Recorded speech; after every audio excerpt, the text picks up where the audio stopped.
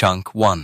Personne ne s'y attendait. Pas de Carol Middleton, la mère calme et posée qui était toujours restée à l'écart des drames royaux. Mais derrière les portes closes du palais, elle a finalement parlé. Et ce qu'elle a dit n'a pas seulement ébranlé la reine Camilla, cela l'a brisée. Des années de chuchotements, de tensions enfouies et de vérités non dites ont fait surface. Carol n'a pas élevé la voix. Elle a apporté des preuves, de vrais noms, de vraies dates, une vraie douleur. Et pour la première fois, quelqu'un à l'intérieur du palais ne pouvait plus se cacher derrière la tradition. Alors que Camilla était assise en silence, les larmes aux yeux, il est devenu clair que la vérité ne leur appartenait plus pour l'enterrer. La conversation choquante qui a tout changé, c'est arrivé discrètement. Pas de presse, pas de caméra, juste une porte fermée. Et une femme qui était restée silencieuse bien trop longtemps. Carol Middleton, connue pour son sourire calme et sa grâce inébranlable, est entrée au palais de Buckingham avec une confiance tranquille et une mallette en cuir qui allait tout changer. À l'intérieur de ces murs où chaque mot est choisi et chaque regard est mesuré, elle a finalement dit les choses que personne d'autre n'osait dire à voix haute. Carol n'a pas élevé la voix. Elle n'a pas accusé. Elle a simplement parlé. Et la pièce est tombée dans le silence. Le poids de ces mots ne résidait pas dans la façon dont elle les disait, mais dans le temps qu'elle avait mis à les retenir. Selon des initiés présents lors de la réunion confidentielle, le nom de Camilla a été mentionné à plusieurs reprises, mais pas dans le cadre de la tradition royale ou de la planification familiale. Carol a décrit son influence comme quelque chose de beaucoup plus personnel.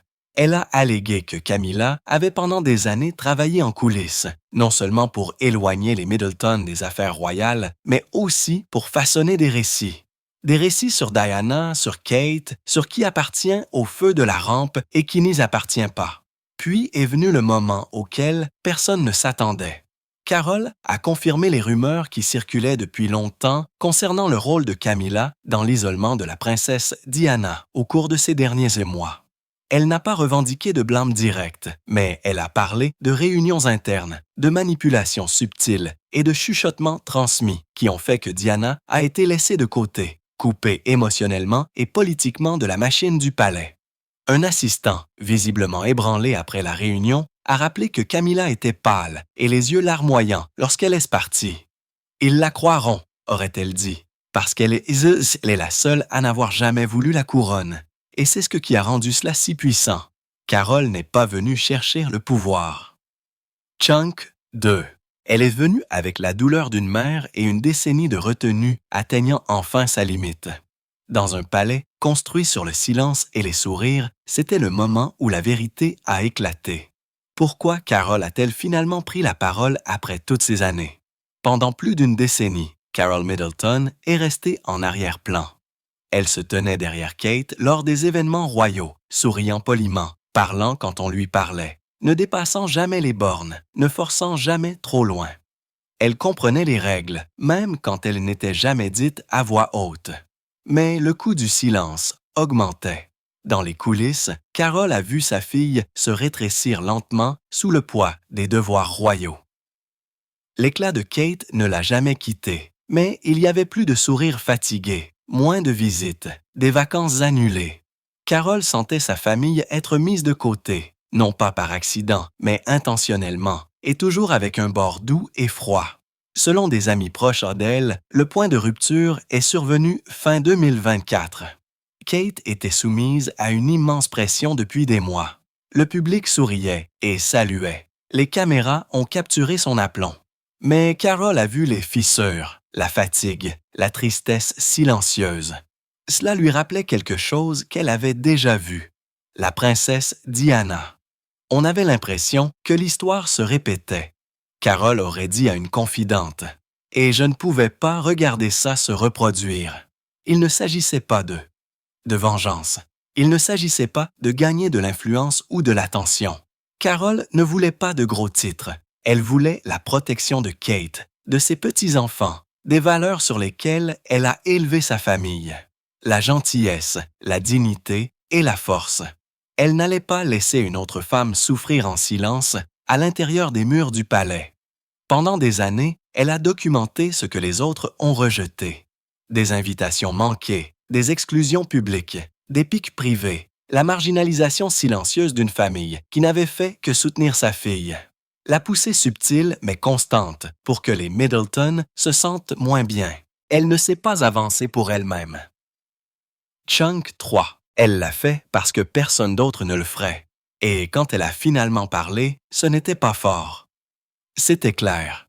Des décennies de pouvoir royal ont commencé à vaciller, non pas avec un cri, mais avec une phrase. Le rôle présumé de Camilla dans l'isolement final de Diana. Zedlas, c'est la partie de l'histoire dont beaucoup ont encore du mal à parler, les derniers mois de la vie de la princesse Diana. En apparence, elle souriait à nouveau, se reconstruisait. Mais dans les coulisses, quelque chose de bien plus sinistre se tramait peut-être. Et maintenant, Carol Middleton s'est avancée avec des confirmations glaçantes qui changent tout qui giganto. Elle n'a pas accusé Camilla d'avoir causé la mort de Diana. Ce n'était jamais son intention, mais elle a confirmé que dans la dernière ligne droite de la vie de Diana, un effort silencieux mais efficace avait été déployé à l'intérieur des murs du palais pour l'isoler émotionnellement. Elle aurait été exclue des briefings, laissée en dehors des décisions clés et subtilement dépeinte comme instable, émotive, difficile. Selon Carol, Camilla n'était pas le cerveau, mais elle était une participante. Pas en public, pas officiellement, mais dans des conversations silencieuses qui ont façonné qui était inclus et qui était ignoré, qui était élevé et qui était effacé. L'idée n'était pas de détruire Diana, a dit Carol. Il s'agissait de la retirer de la pertinence, d'adoucir sa voix avant qu'elle ne redevienne une menace. C'était politique, contrôlé, calculé. Et puis, Diana est partie. Carol ne s'est pas attardée sur la conspiration. Elle n'a pas spéculé sur l'accident de voiture. Elle a simplement dit ceci. Certaines personnes ont le plus profité de son silence. Et à ce moment-là, l'implication planait dans l'air comme le tonnerre. Des initiés pensent que ces paroles ont envoyé des ondes de choc dans la pièce. Des personnes qui avaient travaillé sous la reine Élisabeth, qui avaient vécu les années Diana, ont maintenant commencé à regarder en arrière avec un regard neuf.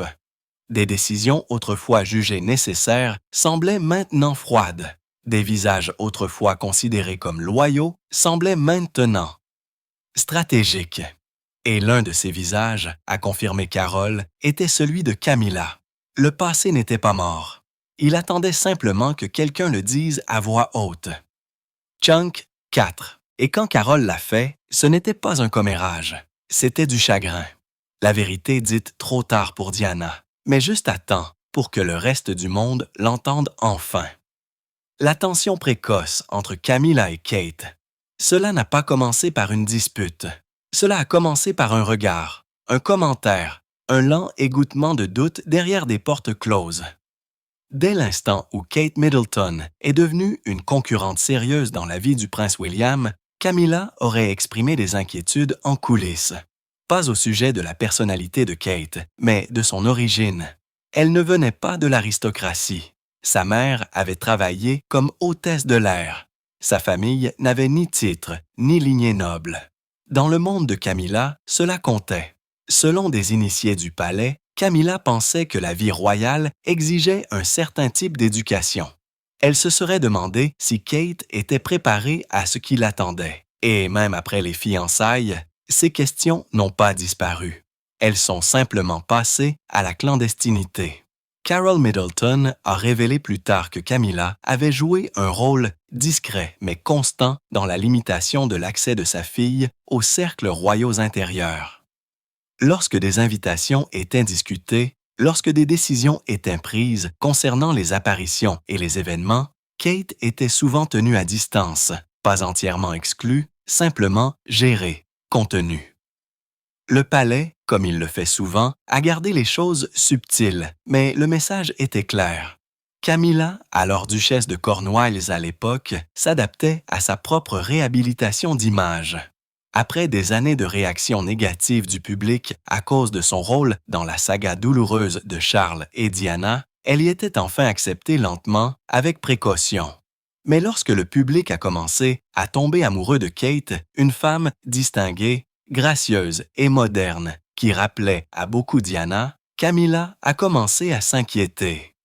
Elle n'a jamais voulu une autre Diana, aurait dit Carol aux assistants, et quand elle a vu le public tomber amoureux de Kate, elle a paniqué. Dans les coulisses, Camilla aurait insisté pour une structure plus formelle autour des apparitions de Kate. Elle voulait que le protocole soit suivi à la lettre. Rang, ordre, hiérarchie, mais d'autres ont vu les choses différemment. Comme une tentative d'empêcher Kate de devenir le centre émotionnel de la famille royale, comme Diana l'était autrefois. Carol a tout observé. Elle n'a jamais confronté Camilla, pas publiquement, mais elle a vu comment sa fille était façonnée par les attentes de la couronne et comment sa liberté, sa voix, sa présence étaient soigneusement taillées. Chunk 5. La rivalité n'a jamais été forte, mais elle a été constante. Et maintenant que Carol révèle enfin ce dont elle a été témoin, il est clair que la tension entre ces deux femmes n'a pas commencé avec un drame public. Cela a commencé avec une peur silencieuse et l'ombre d'un héritage que personne ne pouvait effacer. La mallette qui a secoué le palais de Buckingham. Ce n'était pas juste une visite, c'était une déclaration. Le matin du 6 février 2025, Carol Middleton est arrivée au palais de Buckingham sans presse, sans personnel, juste elle et une mallette en cuir. Mais ce qu'elle transportait à l'intérieur n'était pas symbolique, c'était réel, tangible. Et pour la reine Camilla, c'était dévastateur. La mallette, selon des sources, contenait des années de documentation, des relevés bancaires, des noms, des calendriers, des notes de service, des activités financières inexpliquées et des chronologies d'exclusion subtiles. Pas seulement de Carol, mais de Kate, des Middleton et des décisions prises à huis clos pour pousser tranquillement leur famille aux marges de la vie royale. Carol n'avait jamais cherché la confrontation, mais après des années de mise à l'écart, elle n'était pas là pour demander le respect. Elle était là pour exiger des comptes. Elle a tout présenté calmement, clairement et avec des preuves. Il n'y a pas eu de cris, pas d'accusation, mais il n'y en avait pas besoin. Les faits suffisaient. La pièce, a décrit un assistant, est restée complètement immobile. Ce qui a suivi a été une réaction en chaîne. Des réunions ont été soudainement reportées. Des événements du palais ont été reportés. Les communications internes ont changé de ton du jour au lendemain. Camilla, qui était apparue en public quelques jours plus tôt, a disparu des projecteurs pendant 10 jours complets. Pas d'apparition, pas de déclaration, juste le silence. Derrière ce silence, le palais se démène. D'anciens assistants ont été rappelés. Des conseillers principaux ont commencé à vérifier les dossiers. Il ne s'agissait pas seulement d'argent, il s'agissait de confiance, de contrôle, de manipulation. La visite de Carol avait exposé la machinerie invisible de la vie du palais, la façon dont l'influence est tranquillement échangée, la façon dont le favoritisme est masqué par la tradition, la façon dont certaines voix sont élevées tandis que d'autres sont ignorées. Chunk 6. Et bien qu'aucune annonce officielle n'ait été faite, une chose était claire. Rien à l'intérieur de la maison royale ne serait plus jamais pareil. La mallette, à la fin, n'était pas seulement remplie de papier. Elle était remplie de pouvoir et Carol Middleton l'avait finalement utilisée. La dépression émotionnelle de la reine Camilla dans les coulisses. Camilla a toujours été connue pour son calme, sa capacité à ignorer les gros titres, à rester stable lorsque la tempête frappe. Mais cette fois, la tempête est venue de l'intérieur du palais et d'une femme qu'elle ne s'attendait pas à voir riposter. Carol Middleton n'a pas élevé la voix, elle a simplement montré ce qu'elle savait. Et quand la reine Camilla l'a vue exposer, chronologie par chronologie, date par date, son sang-froid s'est fissuré. Selon le personnel qui était présent dans les heures qui ont suivi la réunion de Carol, Camilla a été vue en larmes, visiblement ébranlée. Elle n'était pas seulement bouleversée, elle était dévastée. Un assistant l'a entendu dire « Je ne pensais pas qu'elle le ferait. Je ne pensais pas qu'elle parlerait. » Ce n'était pas seulement de la peur, c'était du regret. Parce qu'au fond, Camilla comprenait ce qui venait de se passer. Les paroles de Carol seraient crues. Elle n'était pas royale, elle n'avait rien à gagner. Elle ne courait pas après l'influence. Elle parlait en tant que mère. Et cela, aux yeux du public et même au sein du palais, avait plus de poids que n'importe quelle couronne. Dans les coulisses, Camilla s'est retirée. Elle a annulé plusieurs apparitions. Elle aurait évité les réunions internes pendant des jours. Lorsqu'elle était tous finalement revenue à la vie publique, son comportement avait changé. Son sourire était plus mince, ses pas plus lents. Les experts en comportement royal ont immédiatement noté la différence. Elle avait moins de personnes autour d'elle, parlait moins, évitait la presse. La confiance qui définissait autrefois sa présence avait disparu, remplacée par la prudence. Chunk, 7. Au sein du palais, la réaction a été mitigée. Certains ont essayé de la défendre. D'autres ont dit que c'était le résultat d'années de stratégie silencieuse, maintenant mise à nu. Mais personne n'a nié la vérité. La voix de Carole avait percé des décennies de silence. Et pour la reine Camilla, cette réalisation a été plus douloureuse que n'importe quel gros titre. Comment cela a affecté le rôle de Kate dans le palais? Le règlement de compte tranquille de Carol Middleton n'a pas seulement ébranlé Camilla. Il a déplacé le centre de gravité à l'intérieur du palais de Buckingham. Et au cœur de ce changement se tenait sa fille, Catherine, princesse de Galles. Kate n'a pas dit un mot publiquement. Elle ne le fait jamais. Mais ceux qui sont à l'intérieur du palais ont immédiatement remarqué le changement. Elle ne se déplaçait plus dans les couloirs comme quelqu'un qu'on tolérait. Elle se déplaçait comme quelqu'un qu'on écoutait. Peu de temps après la réunion de Carole, le bureau royal de Kate a été relocalisé plus près de l'aile personnelle du roi Charles. Un déménagement, selon des initiés, qui signalait un nouveau niveau de confiance. Dans la tradition royale, la proximité signifie le pouvoir. Plus votre bureau est proche, plus vous avez d'accès.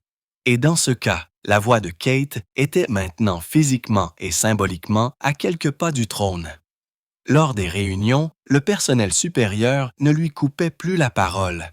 William a commencé à faire une pause avant de répondre, vérifiant d'abord le visage de Kate.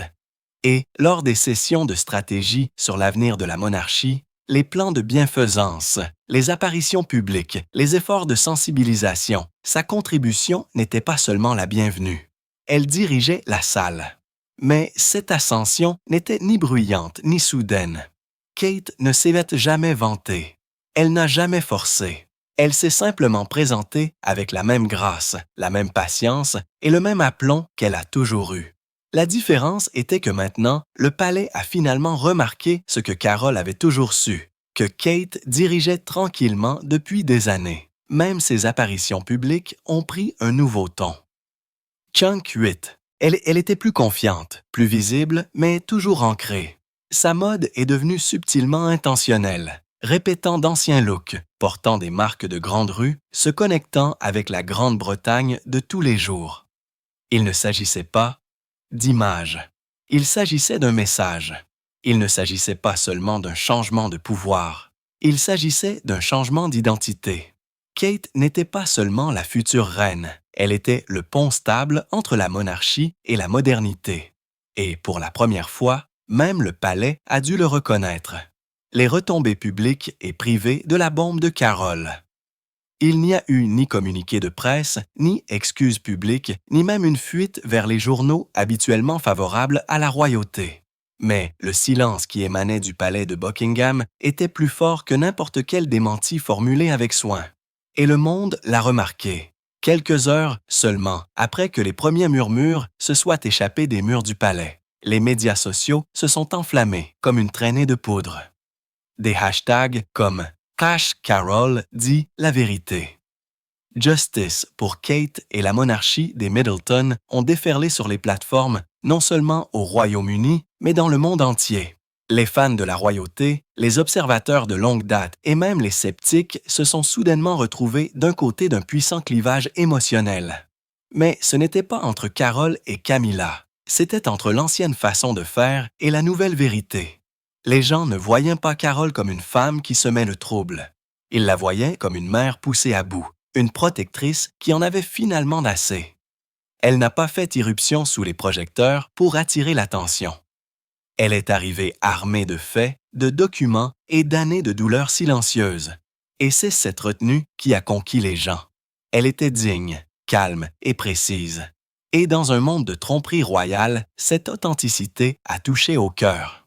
Les commentateurs et les historiens de la royauté se sont rapidement joints à la danse. Et presque du jour au lendemain, un nouveau regard a été appliqué à des années de vie royale.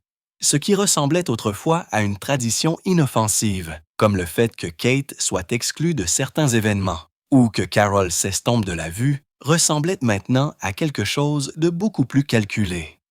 Les gens ont commencé à se demander pourquoi Kate était-elle toujours si contrôlée en public, même lorsqu'il était clair qu'elle était soumise à une immense pression.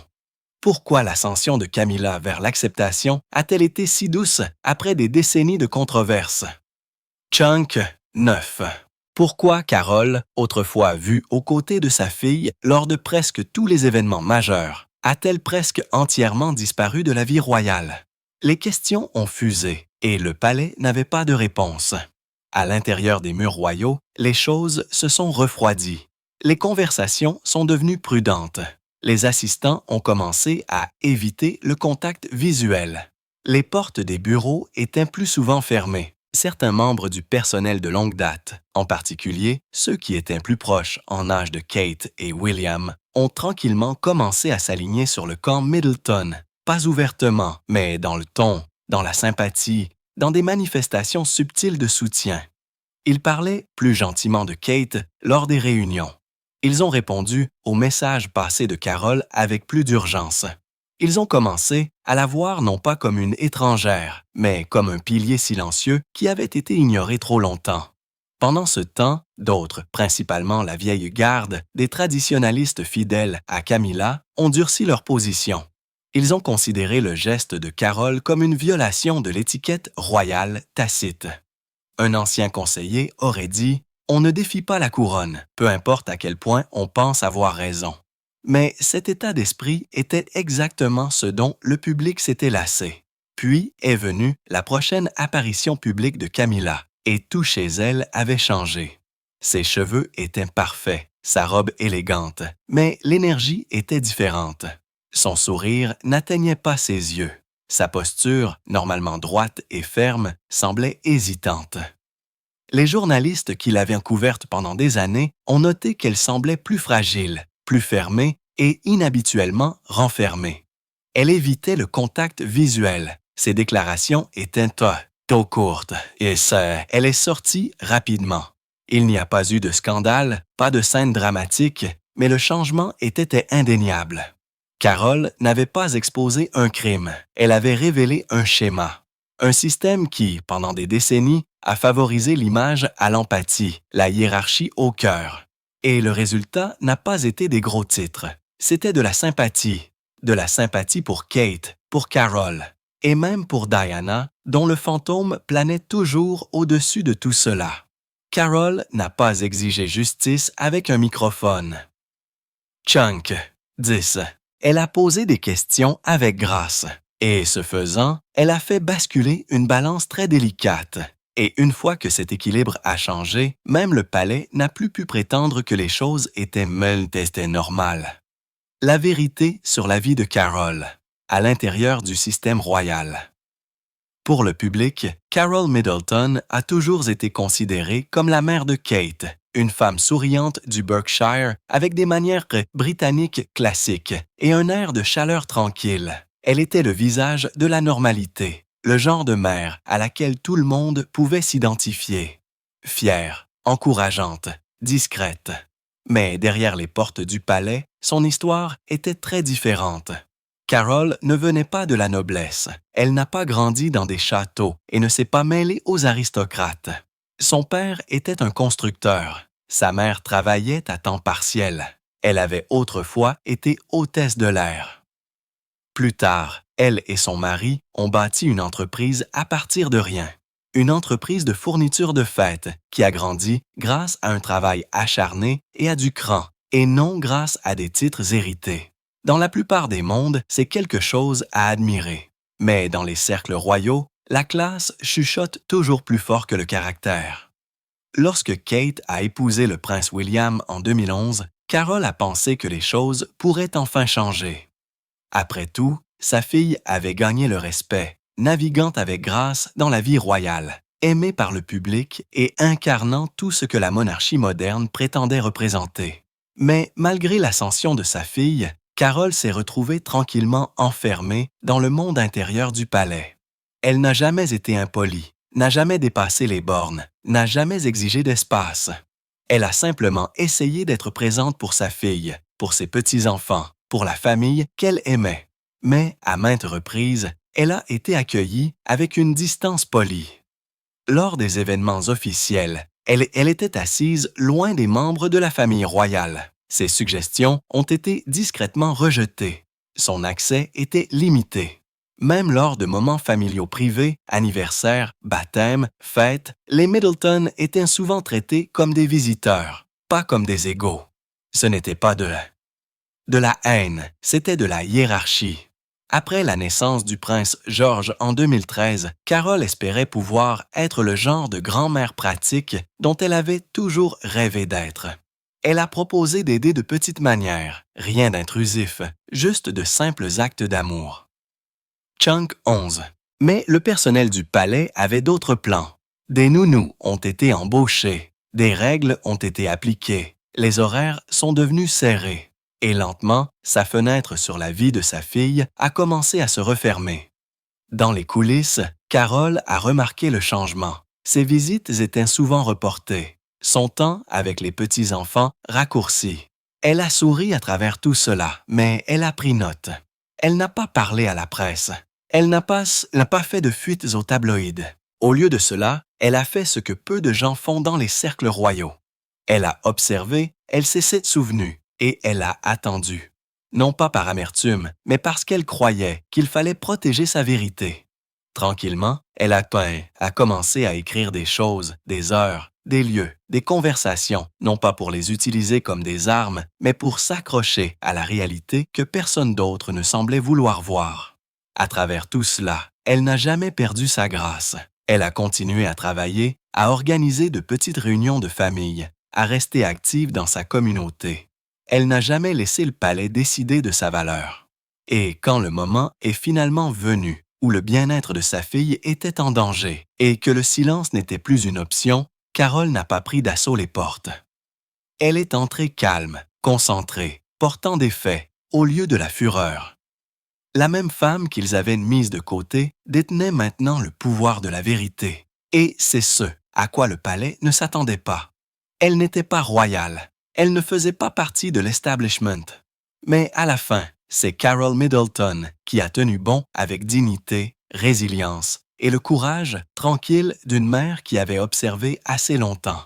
Ce que cela signifie pour l'avenir de la monarchie, les choses ont changé, non pas avec des explosions, mais avec une exposition. Les révélations de Carol Middleton ont rééquilibré le pouvoir émotionnel au sein de la famille royale. Ce qui était autrefois une rivalité silencieuse est maintenant devenu une conversation sur la vérité, l'héritage, et qui se tient réellement derrière la couronne. L'influence de Camilla, autrefois considérée comme inébranlable, semble maintenant incertaine. Son image s'est adoucie, mais son contrôle aussi. Chunk 12. Même les fidèles de longue date commencent à se demander dans quelle mesure son ascension a été construite sur le silence et qui a été mis de côté pour que cela se produise.